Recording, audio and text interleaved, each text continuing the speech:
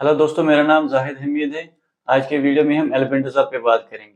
इसमें हम देखेंगे एल्बेंडाजोल क्या होता है, इसके यूजेस हम देखेंगे, मैकेनिज्म ऑफ एक्शन हम देखेंगे और लास्ट में हम इसके साइड इफेक्ट्स देखेंगे। एल्बेंडाजोल जो होता है ये ब्रॉड स्पेक्ट्रम एंटी हेलमिंटिक होता है या एंटी पैरासाइट मेडिकेशन होता है, जो कि पैरासाइटिक वर्म इन्फेक्शन को ट्रीट करने में यूज किया जाता है।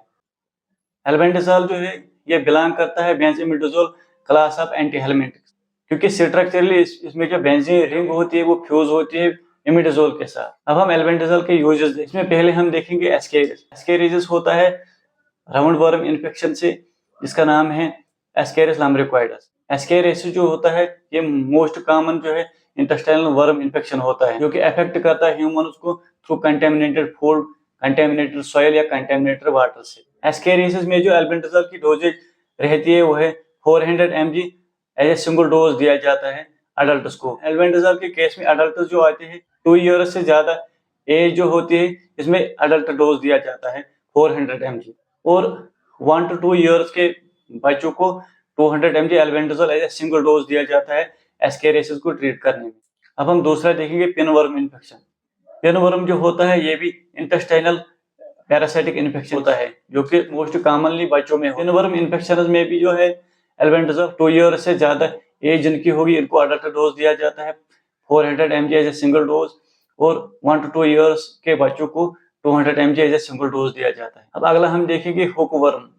हुकवर्म इन्फेक्शन जो होता है ये भी इंटेस्टाइनल पैरासाइटिक इन्फेक्शन ही होता है। हुकवर्म जो होते हैं ये ब्लड फीडिंग पैरासाइट्स होते हैं। हुकवर्म इन्फेक्शन से जो है एनीमिया हो सकता है, इसमें जो है हीमोग्लोबिन कम होता है, उसकी वजह से ब्लड कम हो जाता है। हुकवर्म को ट्रीट करने में भी जो एल्बेंडाजोल की डोजेज रहती है वो भी अडल्ट को 400 mg as a single dose दिया जाता है, और चिल्ड्रन 1 to 2 ईयर्स का जो होगा इसको 200 mg as a single dose दिया जाता है। अब अगला जो है व्यूपवर्म। व्यूपवर्म जो है ये भी इंटेस्टाइनल पैरासाइटिक इन्फेक्शन होता है।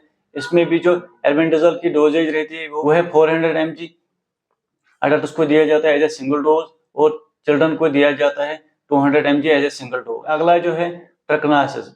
ट्रकनासिस जो होता है ये भी पैरासाइटिक इन्फेक्शन ही होता है, जो कि हो जाता है रॉ मीट खाने से या अंडर कुकड मीट खाने से हो जाता है। रॉ मीट या अनकुकड मीट जो होता है इसमें हो सकते हैं ट्रकनेला राउंडवॉर्म के लार्वा जो होता है ये इमेज पर अर्ली लाइफ स्टेज होती है किसी किसी एनिमल्स में। वर्म्स के केस में क्या होता है कि अडल्ट वर्म जो होती है ये एग रिलीज करती है।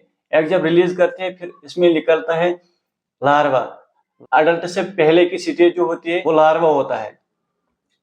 जैसे हम देखेंगे फ्रॉग्स में जो लार्वा होता है उसका नाम है टेडपोल। पहले टेडपोल होता है फिर उसमें फ्रॉग बनता है। वाटरफ्लाइज में भी हम अगर देखेंगे इसमें जो लार्वा होता है पहली स्टेज कैटरपिलर होता है, फिर इसके बाद बनता है बटरफ्लाई। ट्रकनासिस के केस में जो है लार्वा जो है हमारे इंटेस्टाइन में मेच्योर हो जाते हैं और बनते हैं अडल्ट वर्म्स, और फिर इनके अडल्ट फॉर्म जो है ब्लड के थ्रू माइग्रेट हो जाते हैं और मसल के साथ जो एम्बेड हो जाते हैं, और इसमें सिम्टम्स हो सकते हैं माइल्ड टू सीवियर। डायरिया हो सकता है, वॉमिटिंग हो सकती है, एब्डोमिनल पेन हो सकती है। ट्रकनासिस में जो एल्बेंडाजोल की डोजेज रहती है वो है 3 डे ट्रीटमेंट, 3 दिनों तक दिया जाता है 400 mg एल्बेंडाजोल 2 बार दिन में। अब हम देखेंगे uses of albendazole in tissue infection. अब पहला जो इसमें आता है न्यूरोसिस्टिक सर्कासिस। न्यूरोसिस्टिक सर्कासिस जो होता है ये पैरासाइटिक वर्म इन्फेक्शन होता है सेंट्रल नर्वस सिस्टम का, जो कि काज करता है larval stage of taenia solium. अब ये जो न्यूरोसिस्टिक सर्कासिस होता है मोस्ट कॉमन काज होता है एफोइड एपिलेप्सी का। एपिलेप्सी जो होता है ये क्रॉनिक न्यूरोलॉजिकल डिसऑर्डर होता है कैरेक्टराइज्ड बाय रिकरिंग सीजर। इसमें जो है बार बार सीजर्स आते हैं। सीजर्स में क्या होता है कि एबनॉर्मल इलेक्ट्रिकल सिग्नल्स ब्रेन में हो जाते हैं और वेरी करते हैं सीवियरिटी, ड्यूरेशन एंड सिम्टम्स। जैसे कि किसी किसी में कन्वर्शंस आते हैं या जर्किंग मूवमेंट्स आते हैं, किसी को बहुत ज्यादा देर तक आते हैं, किसी को शॉर्ट टाइम तक रहते हैं, किसी को लॉस ऑफ कॉन्शियसनेस होता है। एल्बेंडाजोल जो होता है ये ड्रग ऑफ द चॉइस होता है न्यूरोसिस्टिक सर्कासिस को ट्रीट करने में। इसमें जो है 8 to 15 डे कोर्स दिया जाता है। एल्बेंडाजोल जो है 400 mg ट्वाइस डेली दिया जाता है। अब हम नेक्स्ट देखेंगे हाइडेटिस डिजीज और सिस्टिक एकाइनोकोकोसिस। हाइडेटिस डिजीज जो है ये भी पैरासाइटिक इन्फेक्शन होता है, जो कि हो जाता है टैपवर्म, एकाइनोकोकस ग्रैन्युलोसस या एकाइनोकोकस मल्टीलोक्यूलरिस से। ह्यूमन जो है इसमें एक्सीडेंटल होस्ट्स होते हैं। इन्फेक्शन हो जाता है बाय इंजेस्टिंग टैपवर्म एग्स, जो कि हो जाता है कंटेमिनेटेड वाटर से, कंटेमिनेटेड सॉइल से हो जाता है। एग्स इंजेस्ट करने के बाद ये हमारे इंटेस्टाइन में पहुंच जाते हैं। फिर ये एग जो है हैच हो जाते हैं, फिर इनमें जो है लार्वा निकलता है और फिर लार्वा जो है माइग्रेट करता है ब्लड के थ्रू और डिफरेंट ऑर्गन्स में जो है हाइड्रेटेड सिस्ट बनाता है। 70% जो हाइड्रेटेड सिस्ट बनाता है लिवर में और 30% सिस्ट बनाता है लंग्स में। अब इसमें जो सिम्टम्स होते हैं वो डिपेंड होते हैं कौन सा ऑर्गन इन्वॉल्व हुआ है। लिवर सिस्ट में जैसे एब्डोमिनल पेन होता है, जॉन्डिस होता है। लंग्स में सिस्ट अगर डेवलप हुआ हो, इसमें सिम्टम्स होते हैं जैसे ब्लड इन स्प्यूटम हो सकता है, चेस्ट पेन हो सकता है, कफ हो सकता है। हाइड्रेटेड सिस्ट को ट्रीट करने में एल्बेंडाजोल की जो डोजेज रहती है वो है 400 mg albendazole 2 times a day 4 weeks तक दिया जाता है और इस डोजेज को रिपीट किया जाता है 2 हफ्तों के बाद अगर जरूरत पड़े। ऐसे ही 3 कोर्स दिए जाते हैं। पहले 4 वीक्स तक दिया जाता है albendazole 400 mg 2 times a day और फिर 2 हफ्तों तक नहीं दिया जाता है। फिर अगर रिक्वायरमेंट फिर से होगी फिर 4 वीक्स तक दिया जाता है। ये जो होता है प्रेफर्ड ट्रीटमेंट होता है बिफोर और आफ्टर सर्जरी। और इन ऑपरेटिव केसेस में भी जो है एल्बेंडाजोल ही प्रेफर्ड ऑप्शन होता है। इन ऑपरेटिव केसेस में क्या हो जाता है कि अगर लिवर में सिस्ट बड़ा होता है, ऑपरेट नहीं किया जाता है, या अगर सिस्ट कहीं किसी सेंसिटिव जगह पर हो तब भी जो है इसको सर्जरी नहीं की जाती है, तब इसको एल्बेंडाजोल ही दिया जाता है। एल्बेंडाजोल के थ्रू इसको ट्रीट किया जाता है। अब हम नेक्स्ट वर्म इन्फेक्शन देखेंगे, क्यूटेनियस लार्वा मिग्रेना, जिसका दूसरा नाम है क्रीपिंग इरप्शन। ये होता है पैरासाइटिक स्किन इन्फेक्शन, जो कि होता है माइग्रेशन ऑफ हुकवर्म एंसिलोस्टोमा ब्राजीलियंसिस। ये हुकवर्म जो है माइग्रेट करती है through the epidermis. Creeping eruptions हो जाते हैं कंटैक्टिंग विद कंटेमिनेटेड सॉइल या सैंड से। क्रीपिंग इरप्शंस को ट्रीट करने में एल्बेंडाजोल की जो डोजेज रहती है वो है 400 mg albendazole daily for 5 days.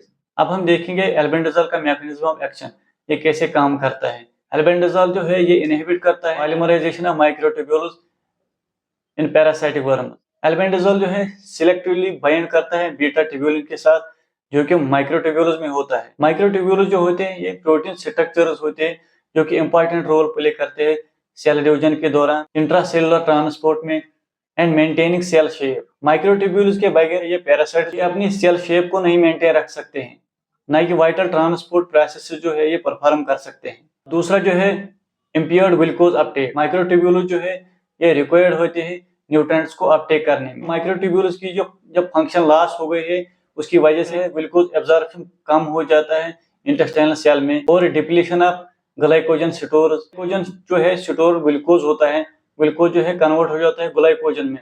जब इसकी जरूरत पड़े फिर ये ग्लाइकोजन कन्वर्ट हो जाता है ग्लूकोज में। माइक्रोट्यूब्यूल्स की फंक्शन जब लॉस हो गई है उसकी वजह से जो है एटीपी एनर्जी जो है कम बन जाता है। अब हम एल्बेंडाजोल के साइड इफेक्ट्स देखें। एल्बेंडाजोल जो है यूजुअली वेल टॉलरेटेड होता है। मोस्ट कॉमन साइड इफेक्ट जो इसके हो सकते हैं जैसे नाशिया हो सकता है, वॉमिटिंग हो सकती है, एब्डोमिनल पेन हो सकता है, डिजीनेस या हेडेक। सीरियस साइड इफेक्ट जो कि रेयर होते हैं, लिवर के एंजाइम रेज आ सकते हैं, बोन मैरो सप्रेशन हो सकता है या एलर्जिक रिएक्शन। प्रेगनेंसी में जो है एल्बेंडाजोल कॉन्ट्राइंडिकेटेड है। एल्बेंडाजोल जो है प्रेगनेंसी के दौरान नहीं लेना चाहिए। Albendazole should be given with caution to patients with hepatic or renal disease। Albendazole जो है टेबलेट फार्म में आता है, चिवेबल टेबलेट फार्म में आता है और सस्पेंशन फार्म में आता है। कोई भी मेडिसिन लेने से पहले हमें डॉक्टर या फार्मासिस्ट की सलाह लेनी चाहिए।